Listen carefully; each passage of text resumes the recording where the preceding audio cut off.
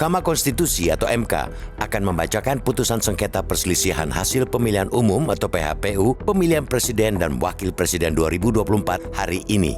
Sengketa PHPU Pilpres 2024 ini dimohonkan oleh pasangan calon atau paslon presiden dan wakil presiden Anies Baswedan, Muhaimin Iskandar, serta paslon Ganjar Pranowo Mahfud MD.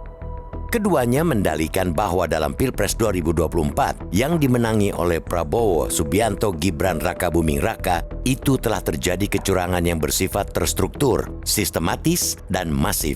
Para pemohon meminta kepada MK untuk membatalkan kemenangan Prabowo Gibran sebagaimana telah ditetapkan oleh Komisi Pemilihan Umum atau KPU.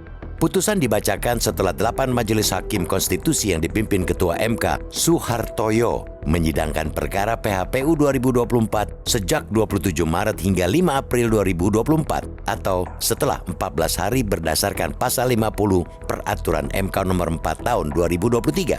Adalah bak pungguk merindukan bulan jika putusan MK itu mampu memuaskan semua pihak. Adanya pihak yang merasa dirugikan atau diuntungkan atas putusan MK itu merupakan keniscayaan. Suka tidak suka, mau tidak mau, pahit atau manis, semua pihak yang berperkara dan elit politik serta semua elemen masyarakat harus menerima keputusan MK itu dengan lapang dada dan jiwa besar.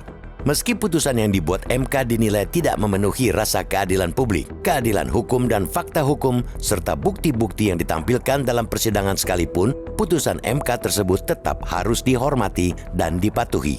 Semua pihak harus meyakini putusan itu merupakan putusan terbaik dan konstitusional. Semua pihak harus meyakini bahwa putusan ini bagian dari demokrasi.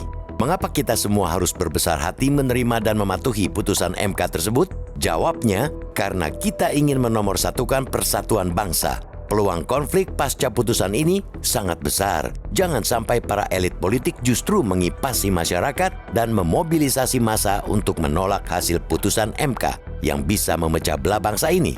Ingat, presiden dan wakil presiden terpilih serta pemerintahannya yang dibentuk nanti harus bisa langsung bekerja. Gelombang protes yang tanpa ujung hanya akan merugikan bangsa ini, sebab tantangan yang mesti dihadapi negeri ini ke depan amat serius.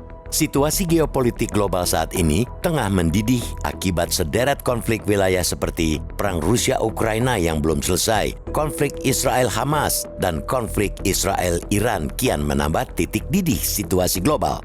Presiden dan Wapres terpilih beserta pemerintahannya harus bekerja keras untuk mengambil langkah-langkah yang tepat dan cerdas untuk mengantisipasi dampak dari ketegangan politik tersebut.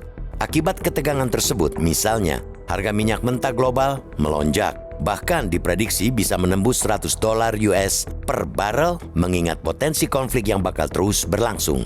Pemerintahan bentukan presiden dan wapres terpilih harus mampu menyusun strategi untuk menambal beban pembengkakan APBN akibat harga minyak yang terus mendidih tersebut. Jika harga minyak terus meroket, defisit APBN bisa makin lebar melampaui seperti yang ditetapkan dalam APBN 2024. Jika tidak mampu dikelola dengan baik, APBN bisa jebol.